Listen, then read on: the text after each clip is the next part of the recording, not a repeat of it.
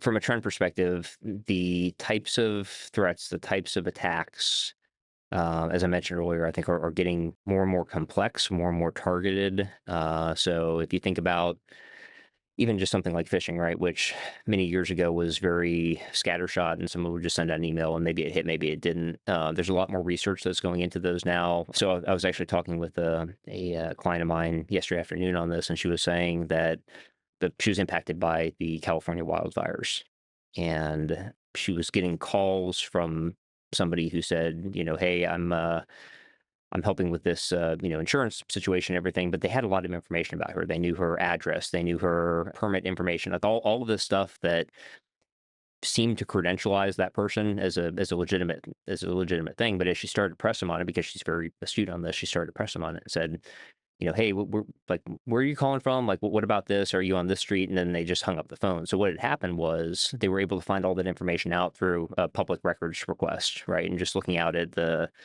various different state websites and things like that to get all that information. So point being that I think, attackers are getting much more targeted. They're looking for higher value targets. They're using AI tools and other things like that to really come up with things that are very believable and very hard to distinguish between what's real and what's not. So trying to defend against that is a lot more difficult. There's certainly some tools out there that help you to distinguish between what's real and what's fake. But I think at the end of the day, a lot of the fundamentals around focus on human risk management, for example, and making sure that people understand what the risk is, the types of questions to ask, sort of a human in the loop, are really difficult to set aside at the end of the day.